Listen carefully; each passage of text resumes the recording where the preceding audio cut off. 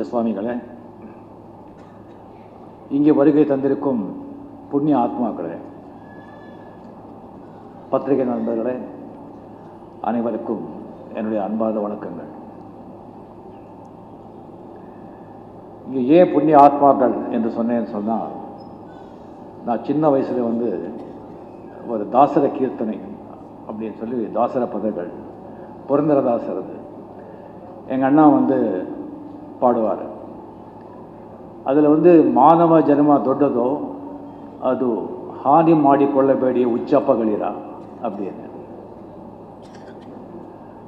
அதாவது மனுஷ ஜென்மம் ரொம்ப பெருசு, அது வேஸ்ட் பண்ணிக்காதீங்க, பாழாக்காதீங்க பைத்தியக்காரங்களா அப்படின்னு சொல்லி அந்த தாசர் பாடுவார். மனுஷ ஜென்மம் கிடைக்கிறது ரொம்ப அபூர்வம். எத்தனையோ ஜென்மங்களை தாண்டி ஆயிரம் ஜென்மங்களை, ஜந்து கிருமிங்க என்னென்னமோ ஜென்மங்களை தாண்டி மனுஷ ஜென்மம் அடைகிறோம். அது அடைஞ்ச பிறகு இந்த சம்சாரத்திலேயே மூழ்கி பணம் காசு பப்பம் கொண்டாட்டி புள்ள அது இது கூட்டாருங்க உறவினருங்க பணம் புகழ் சுகம் சந்தோஷம் அப்படின்னு அதுலேயே மூழ்கி சாகாமல் நான் யார், எங்கிருந்து வந்தேன், இறந்த பிறகு எங்கே போக போகிறேன், அந்த கடவுள் யார், நான் அந்த ஆத்மானா என்ன அப்படிங்கிற கேள்வி வர்றதே ரொம்ப அபூர்வம். அந்த மாதிரி கேள்வி வந்த பிறகு அதுக்கு விடை கொடுக்கறதுக்கு குரு கிடைக்கிறது அதை விட அபூர்வம்.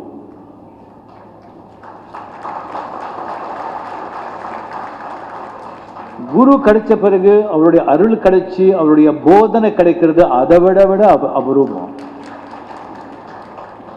இது நாளும் கிடைச்ச பிறகு அதை வேஸ்ட் பண்ணிக்கிட்டா உங்க விட பைத்தியக்காரங்க யாருமே இருக்க மாட்டாங்க. ஸோ இங்கே இருக்கிறவங்களுக்கெல்லாம் அது நாளும் கிடைச்சிருக்கு, தயவு செஞ்சு வேஸ்ட் பண்ணிக்க வேண்டாம். நான் ஒரு ஆன்மீகவாதி அப்படின்னு சொல்லிக்கிறதுல ரொம்ப பெருமைப்படுறேன். இதை ஆண்டவன் கொடுத்த பிச்சை, என்னுடைய பிராரப்தம், போன ஜென்மங்களில் நான் செஞ்ச புண்ணியம். நான் ஒரு சினிமா ஆர்டிஸ்ட்டு, ஒரு பெரிய ஸ்டார் அப்படின்னு சொல்லிக்கிறத விட ஒரு ஆன்மீகவாதி அப்படிங்கிற சொல்லிக்கிறதுலையே நான் பெருமைப்படுறேன். இந்த பணம் பேர் புகழ் எல்லாம் ஒரு பக்கம் வச்சு இது வேணுமா இல்லை ஆன்மீகம் வேணுமான்னு சொன்னால் நான் ஆன்மீகம் தான் நாடி போகிறேன். இதில் எந்த சந்தேகமும் இல்லை.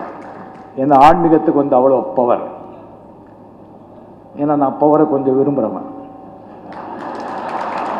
தப்பா நடக்க வேண்டாம்.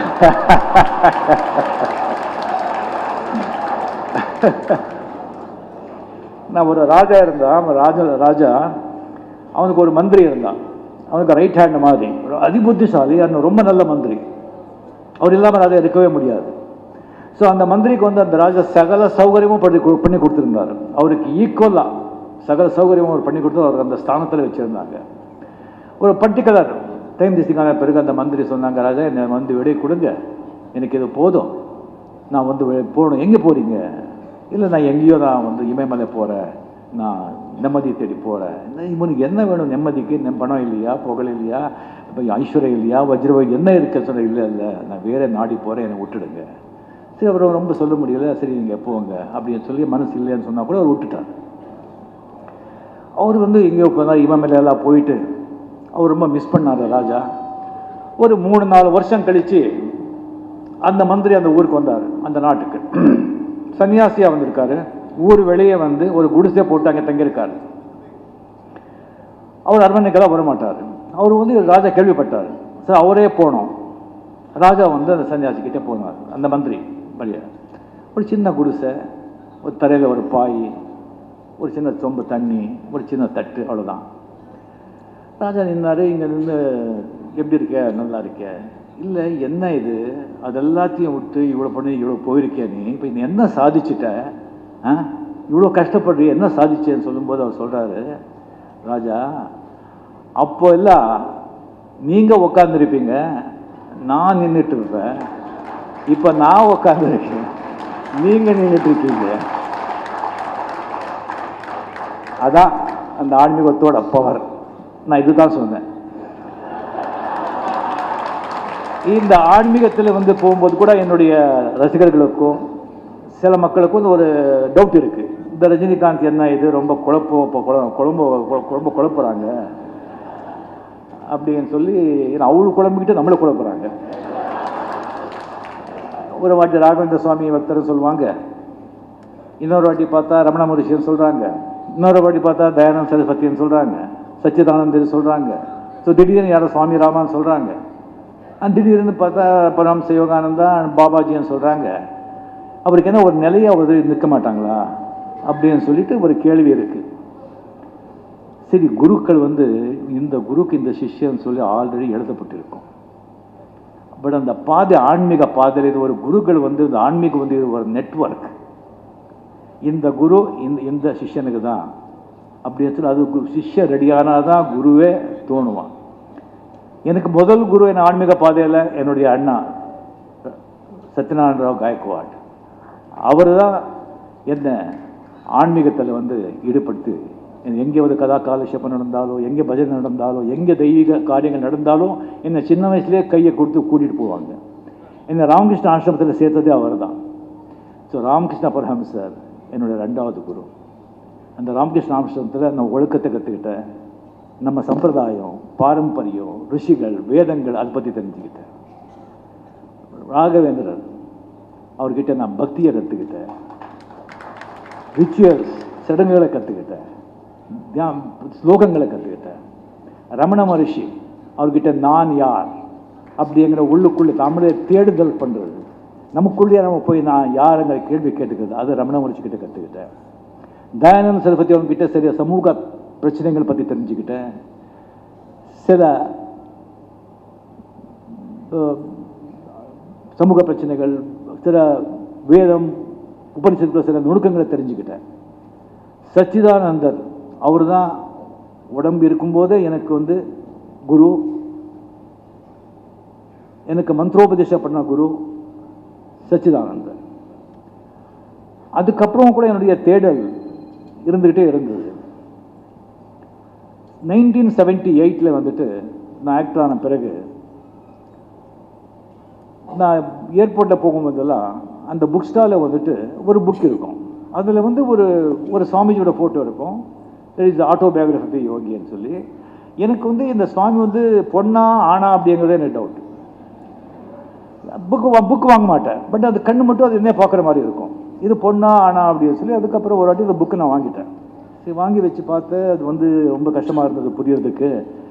அது இங்கிலீஷெல்லாம் நமக்கு வந்து சரியாக தெரியாது இது சொல்லிவிட்டு அதுக்கப்புறம் அப்படியே நான் வச்சுட்டேன். அது ஒரு 20 வருஷம் 22 வருஷம் அந்த புக்கு என்னுடைய லைப்ரரியிலே இருந்தது. அது நான் வந்து படிக்கவே இல்லை. அதுக்கப்புறம் வந்து நான் வந்து படையப்பா படத்தெல்லாம் பண்ணி முடிச்சுட்டு சரி இனிமேல் வந்து படம் பண்ணக்கூடாது அப்படின்னு சொல்லி எல்லாத்தையும் வெறுத்து போய் என்ன பண்ணுறதுன்னு தெரியாமல் இருக்கும்போது சச்சிதானந்தர் வந்துட்டு நீ வந்து ஆசிரமம் ஒழிச்சிட்டு அமெரிக்காவில் ஆசிரமத்துக்கு நீ வான்னு சொல்லி என்னை கூப்பிட்டு ஒரு 25 days 30 days அங்கே இருன்னு சொல்லி அவர் கூடவே என்னை அங்கே வச்சுக்கிட்டார். அப்போது அந்த புக்கை நான் கொண்டு போயிருந்தேன். அது எனக்கே தெரியாமல் அந்த புக்கை நான் எடுத்து வச்சது எனக்கே தெரியாது. அங்கே பார்த்தா அந்த புக்கு இருக்கு, வேறு வேலை கிடையாது, ரொம்ப குளிர் வேலை. அங்கே வந்து நான் புக்குன்னு படிக்க ஆரம்பித்தேன். 2008 2009 அப்படி இருக்கும்னு நினைக்கிறேன். அந்த புக்கு படிக்க ஆரம்பிக்கும்போது ஒரு 30-40 pages வந்து அவ்வளோ சரியாக ஈடுபடல. அதுக்கப்புறம் போக போக அந்த புக்கு கீழே வைக்கிறதுக்கு எனக்கு மனசே வரலை. அண்ட் மகாவதார பாபாஜியோட அந்த சாப்டர்ஸ் ஒரு 45-50 pages வரும்போது நான் ஒரு மெஸ்மரைஸ் ஆயிடுச்சு. எனக்கு அது என்னமோ எனக்குள்ளேயே என்னமோ ஆயிடுச்சு. கம்ப்ளீட் அந்த புக்கு ரொம்ப எனக்கு பாதிப்பு ஏற்பட்டுச்சு அந்த புக்கு. ஸோ அதுக்கப்புறம் வந்து சுவாமிஜி வந்து எனக்கு மந்திரோபதேசம் பண்ணார். நான் வந்து ஆக்டிங் பண்ண வேண்டாம் எதுக்கு அப்படின்னு சொல்லும்போது இல்லை நீங்கள் ஆக்டிங் வந்து பண்ணுறது வந்து உங்களை மாதிரி ஒரு ஆக்ட்ரஸுங்க வந்து இந்த மீடியா சினிமா மீடியா வந்து ஒரு பவர்ஃபுல் மீடியா. நம்ம மாதிரி 100-1000 சுவாமிகள் வந்து சொல்லாதது வந்து நீங்கள் சினிமாவில் சொன்னால் அது போய் சேரும். ஸோ நீங்கள் ஆன்மீக விஷயங்கள் எல்லாம் நீங்கள் வந்து நீங்கள் படத்தில் நீங்கள் சொல்லக்கூடாது, நீங்கள் செய்யக்கூடாது அப்படின்னு சொன்ன பிறகு நான் மட்டும் பண்ணலாமா அப்படின்னு சொல்லி நான் திங்க் பண்ணிட்டு இருந்தேன்.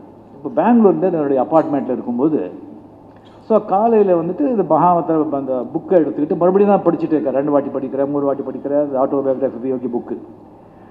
அதில் ஒவ்வொரு காலையில் வந்து ஒரு 9:30 9:45 அந்த மகாவதார பாபாஜி ஃபோட்டோ இருக்கும். அந்த ஃபோட்டோ வந்து வரும்போது பார்த்தா அந்த ஃபோட்டோலேருந்து ஒரு லைட் ஸ்பார்க் என்னை நோக்கி வர்ற மாதிரி எனக்கு ஒரு ஃபீலிங், நாட் விஷுவலி, எனக்குள்ள ஒரு உணர்வு, அந்த லைட்டு எனக்கிட்ட வர்ற மாதிரி அந்த பாபாஜி ஃபோட்டோலேருந்து வந்துட்டு உள்ளுக்குள்ளே மனசு சொல்கிறது படுத்துக்கோ, லே டவுன் அப்படின்னு சொல்லி ஒரு உள்ளுக்குள்ளே மனசு சொல்கிறது. எனக்கு வந்து இது ஹாலுசினேஷனா, நானே இது திங்க் பண்ணிக்கிறேனா, நானே ஏதாவது நானே திங்க் பண்ணிக்கிறேன், அப்படி கிடையாது அப்படின்னு சொல்லி அப்படி புக்கை மறுபடியும் வச்சுட்டு மறுபடியும் பேப்பர் படிக்கிறேன், டிவி போடுறேன், மறுபடியும் அந்த புக்கை போய் பாரு, அது மனசு சொல்கிறது. மறுபடியும் போய் பார்த்தா மறுபடியும் அந்த லைட் ஸ்பார்க் எனக்கு மேலே வர மாதிரி ஒரு உணர்வு, எனக்கு படுத்துக்கோ மறுபடியும் அதே மாதிரி. ஸோ என்னால் ரெசிஸ்ட் பண்ண முடியல. ஒரு 1 hour 1.5 hour அப்புறம் என்னால் ரெசிஸ்டே பண்ண முடியல. அங்கேயே கட்டில் இருந்து படுத்துட்டேன்.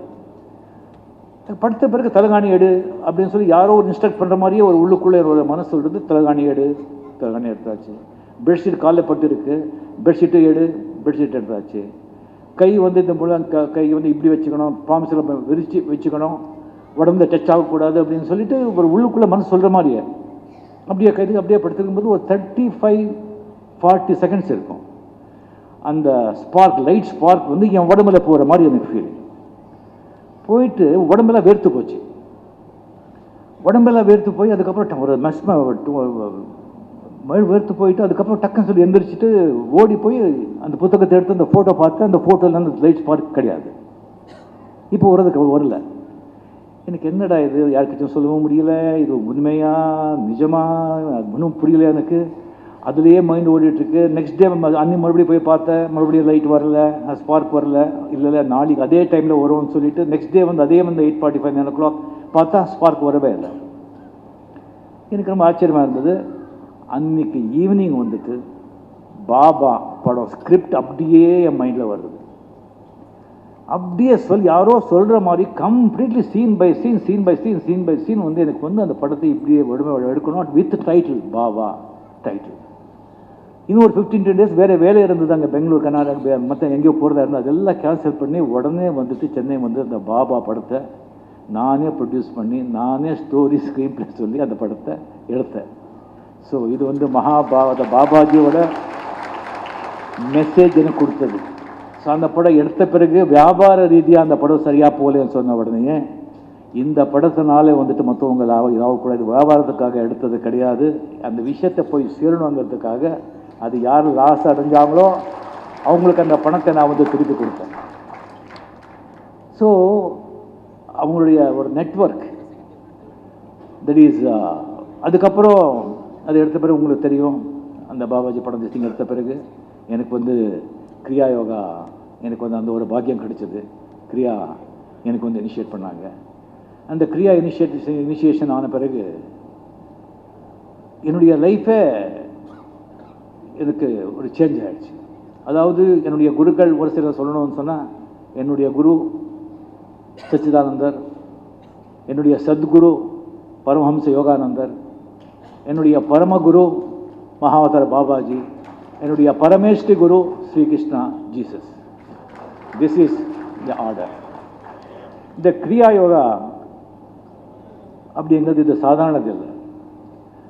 இப்போ எல்லாம் வந்து இப்போ உங்களுக்கு தெரியும், எத்தனை பேர் நம்ம வந்து கேட்காததே கிடையாது. எல்லாம் நல்லது செய்யணும், நல்லது பண்ணணும், எது கெட்டது எது நல்லது எல்லாமே நமக்கு தெரியும். பட் என்ன மெடிடேஷன் பண்ணால் கூட ஜஸ்ட் மெடிடேஷன்லேயே வந்துட்டு நீங்கள் உட்காந்து நீங்கள் ஓம் சொல்கிறதா எவ்வளோ திஸ்டிங் சொல்கிறது, அது எத்தனை பேர் என்ன மெடிடேஷன் சொல்லி அதுவும் கேட்குறாங்க. சரி, எல்லாத்துக்கும் ஒரு டெக்னிக் இருக்குது. இந்த டெக்னிக் வந்துட்டு இந்த இமயமலையில் போகிறதுனால பற்றி வச்சுட்டு நான் வந்து சொல்லிட்டுருக்கேன். அந்த இமயமலையில் வந்து நீங்கள் போகும்போது எத்தனையோ சீக்ரெட்ஸ், த டிவைன் சீக்ரெட்ஸ் இன்னும் அடங்கி கிடக்காது, இன்னும் வெளியே தெரியல, இன்னும் வெளியே வரல. அதெல்லாம் அது வந்து இந்த மாதிரி மகாவதார பாபாஜி அப்போ நினச்சி இது வந்து கிரியாதிசிங்கள் பெரிய பெரிய சித்தர்கள் யோகிகள் இமயமலையில் வந்து செஞ்சுட்டு இருக்கிறது, கோயிலில் செஞ்சுட்டு இருந்த அந்த ஒரு டெக்னிக் அதை ஈவன் ஜனங்க மத்தியிலையும் சர்வ சாதாரண சம்சாரிகளுக்கும் சாதாரண மனுஷங்களுக்கும் அது போய் சேரணுங்கிறதுக்காகவே மகாவதார பாபாஜி வந்து அது லஹரி மகர்ஷி ஒரு சம்சாரி, அவர்கிட்ட வந்துட்டு இதை போய் சொல்லிட்டு இது எல்லாருக்கும் போய் சேரணும்னு சொல்லி சொன்ன டெக்னிக், மெடிடேஷன் டெக்னிக்.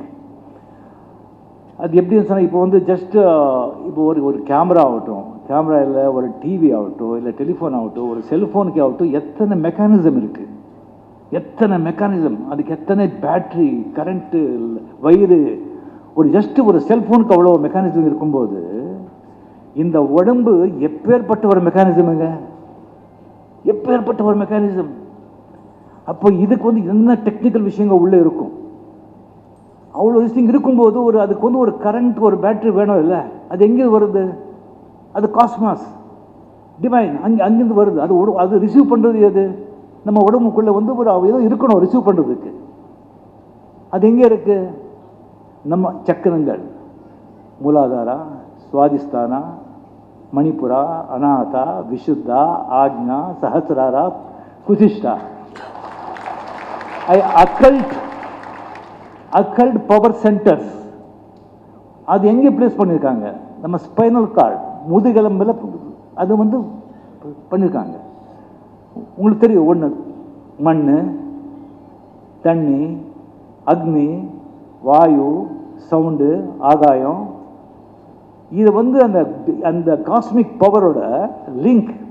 அதை வந்து நம்ம வந்து ஃபங்க்ஷன் ரொம்ப இதாகிட்டு இருக்கு. அது வந்து பேட்டரியை வந்து சார்ஜ் பண்ணணும். அப்போ சார்ஜ் பண்ணாதான் அந்த காஸ்மிக் பவரை வந்து அது இழுத்துக்கிட்டு அது வந்து ரெஸ்பாண்ட் பண்ணும்.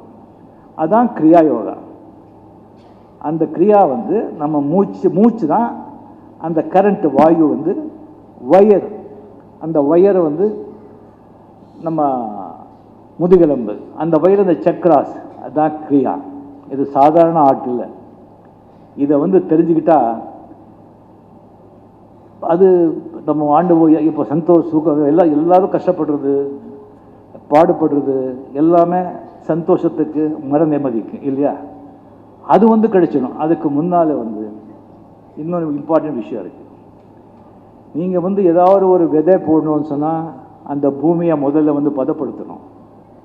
அது தண்ணி போட்டு பதப்படுத்தி கடையெல்லாம் எடுத்து அதுக்கப்புறம் அது ஃபர்டிலைசர்கள்லாம் போட்டு கரெக்ட் செஞ்ச பிறகு தான் நீங்கள் விதை போடணும். அப்போ நீங்கள் கிரியா வந்து உடனே வந்துட்டு பலம் கொடுக்காது.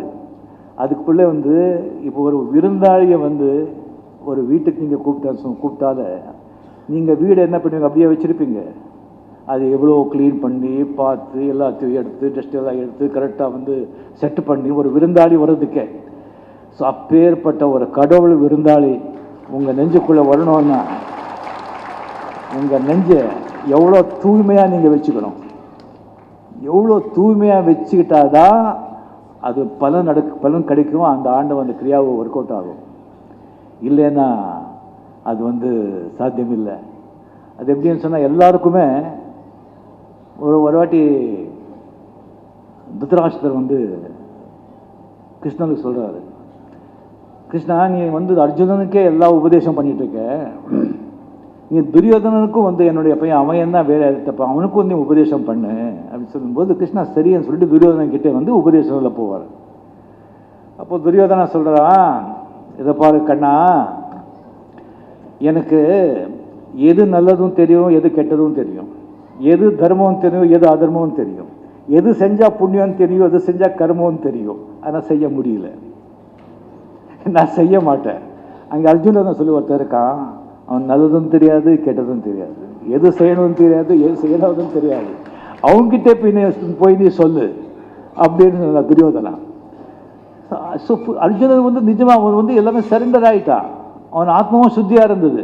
அதனால தான் கிருஷ்ணா அந்த சொன்னது எல்லாமே அவருக்கு வந்து பகவத்கீதை அவர்கிட்ட சொன்னாங்க. ஸோ ஒரு விதத்தில் நாம் எல்லாரும் துரியோதனர்கள் தான். நமக்கு தெரியும் எது நல்லது செய்யணும், எது கெட்டது செய்யணும்னு சொல்லி, ஆனால் செய்ய மாட்டோம். பொய் சொல்லக்கூடாதுன்னு தெரியும், பொய் சொல்லுவோம். அவன் மோசம் பண்ணக்கூடாதுன்னு தெரியும், மோசம் பண்ணுவோம். ஆசை பண்ணக்கூடாதுன்னு சொல்கிறோம், ஆசைப்படுவோம். ஸோ துரியோதனங்களாக இல்லாமல் நாம் வந்து அர்ஜுனங்களாக மாறினா நம்மளுடைய ஸ்டேட்டஸை நம்மளுடைய இதை கடவுளுக்கிட்டே நிச்சுன்னு போகலாம். யோகானந்தர் அந்த மாதிரி ஒரு மகான்கள் பிறக்கிறது வந்து ரொம்ப அபூர்வம். அது ஆண்டவருடைய அருளால் அவங்க பிறக்க. ராமகிருஷ்ண பரமஹம்சர் ஒரு கதை சொல்லுவாங்க. அதாவது எல்லா திசையும் போயிட்டு போது ஒரு பெரிய செவரு, அந்த செவன் மேலே ஏறுறதே ரொம்ப கஷ்டம். அதுக்கு ஒரு டெக்னிக் இருக்குது. சில பேர் தான் அந்த அந்த செவன் மேலே ஏற முடியும். அந்த செவன் மேலே ஏறிட்டு ஒரு ஏறுறாங்க, ஏறிட்டு அந்த பக்கம் பார்த்துட்டு ஓ மை காட் அப்படின்னு சொல்லி ஜம்ப் பண்ணிடுவாங்க. இன்னொருத்தர் ஏறுவான், ஏறிட்டு oh my god what is சீன் அப் டபால் குதிடுவாங்க. கீழே என்னையா இது ஒன்றும் சொல்ல மாட்டேங்கிறாங்க, எதுக்குறவன் எல்லாம் அப்படியே குதிச்சிடுவான். பார்த்தா மேலே போகிறா oh my god what is சீ அப்படி குதிச்சிடுவாங்க. இதில் ஒருத்தன் மேலே வந்தான். அது மேலே வந்துட்டு இது என்னென்ன இருக்குது, இப்படி இருக்குது, அங்கே இது தெரியுது, அங்கே குளம் இருக்குது, அங்கே அரண்மனை இருக்குது அப்படின்னு சொல்லுவாங்க. அது ஒரு சயின்ஸ். எத்தனையோ சயின்ஸுங்க. சில சயின்ஸ் அவங்க ஆத்ம சாட்சாத்கார் ரியலைஸ் ஆன பிறகு வெளியே சொல்ல மாட்டாங்க, அப்படியே ஆண்டவனுடைய ஐக்கியமாயிடுவாங்க. சில பேர் அங்கே உட்காந்துட்டு இப்படி இப்படி இருக்குது, இப்படி இப்படி செய்யணும், இப்படி இப்படி சொல்லணும் அப்படின்னு சொல்லுவாங்க. சில பேர் கீழே இறங்கி உங்களுக்கு ட்ரைனிங் கொடுத்து உங்களையும் கூட்டிகிட்டு போய் மேலே போய் அந்த பக்கம் விடுவாங்க. அந்த கேட்டகரி தான் பரமஹம்ச யோகானந்தர்.